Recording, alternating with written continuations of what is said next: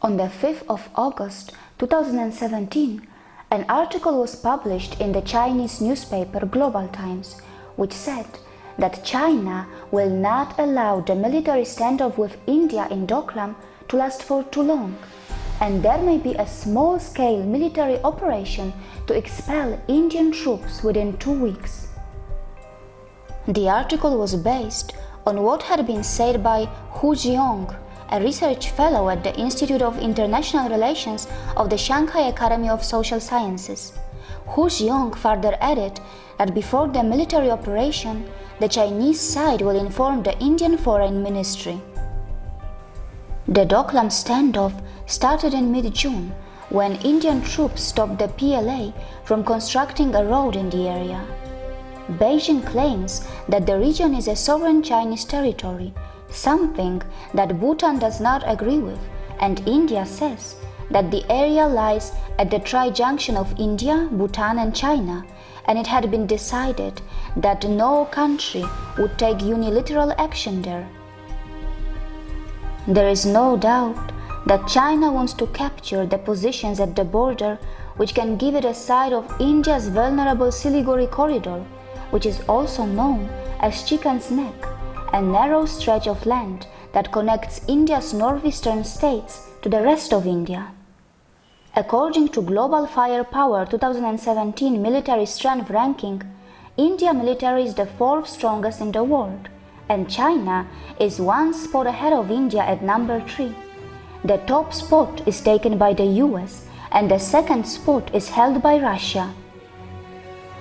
There is no doubt that on paper China appears to be stronger than India. But does this advantage on paper really carry a lot of significance in realistic terms? Well, the answer to that has already been given by a Macau-based military expert, Anthony Wong Dong, who has warned Beijing by reminding it of its own vulnerabilities. Anthony Wong Dong said, China should realize that even if it defeated India in a war on land, it would be impossible for the PLA Navy to break India's maritime containment. More than 80% of China's oil imports travel via the Indian Ocean or Strait of Malacca, something that is also known as a commercial lifeline of China. Strait of Malacca is very close to the Nicobar Islands of India, where Indian Naval has one of the largest military bases. And if things go bad, India can choke the commercial lifeline of China, and that can be China's worst nightmare.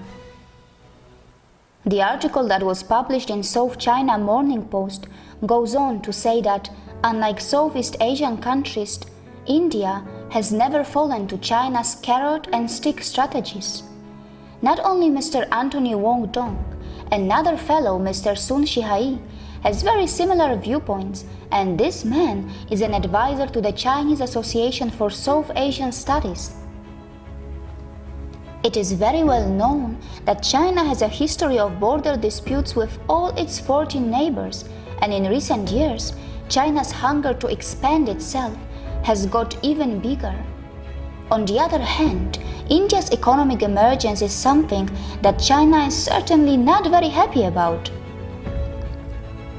Officially, Chinese government hardly acknowledges that it is concerned about India's rise, but China's own think tanks, like Unbound, think otherwise. Unbound is a Chinese think tank whose reports and studies are often published in Global Times, a Chinese newspaper that is known to be very dear to the Chinese Communist government. And according to Unbound, China should be wary of Indian competition. An article that was published in Global Times on the 10th of May 2017 talks about a survey that was conducted by the UK-based Ernst & Young. This survey ranked India as the most attractive investment destination in the world. Among 500 executives from multinational companies involved in the survey, 60% considered India one of the top 3 investment destinations in 2015. The Chinese newspaper goes on further and says, just as what happened with China in the past, The changes that are taking place in India may also point to great potential for development. India has the possibility of seeing explosive economic growth in the future. The article also says that India may turn itself into China too and let global investors decide whether to invest in China or India. The article talks about India's vast size, its growing consumer market, low labor costs, and large population, which are all similar to China's conditions. Not just that, the article further states that at present, India is targeting $100 billion in investment in solar energy in the next 5 years, with the backing of loans from the World Bank. No other country could compete with India in supporting investors in the solar economy. Shockingly, the Chinese newspaper even goes on to say that if the present scenario continues, China may even become an unfortunate bystander watching India's success. Chinese concerns on India's growth also reflected in yet another article of Global Times, and once again, the Chinese think tank Unbound talks about India's growing manufacturing ability.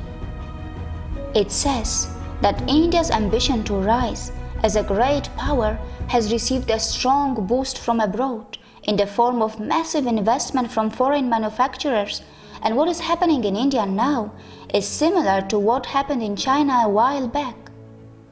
On the other hand, China is in a constant crisis when it comes to the South China Sea, and a big part of its forces must be there too. Tensions with North Korea have also been going high due to Pyongyang's nuclear program, and China is busy building up its defense along its border with North Korea as well. Indian government has constantly maintained that they want to have diplomatic solutions to the recent border dispute with China, even though Indians are fully war ready. Recently, a meeting took place between the Chinese President Xi Jinping and Indian National Security Advisor Ajit Doval in Beijing. And interestingly, this dialogue happened even when China had given many warnings to India that no dialogue would take place as long as Indian troops do not move back. Well, the fact is that in recent years, China has earned some money and power, but it is continuously failing in its attempt to earn respect. According to a survey that was conducted by PEW Research Center in 2014, the citizens of many countries like Japan, Philippines, and Vietnam find China as a threat in the region. 74% people in Vietnam, 68% people in Japan, and 58% people in Philippines think that China is the biggest threat to them. As far as a military conflict is concerned, 93% of Filipinos, 85% of Japanese, 84% of Vietnamese, 83% of South Koreans, 72% of Indians, 66% of Malaysians think that Chinese territorial disputes with its neighbors could lead to a war. This survey was done in 2014, and since then, China's behavior has gone from bad to worse, whether it is the South China Sea or its border disputes with even a tiny country like Bhutan and also India. There is no doubt that China is desperate to establish itself as a great power, and it is hungry for respect.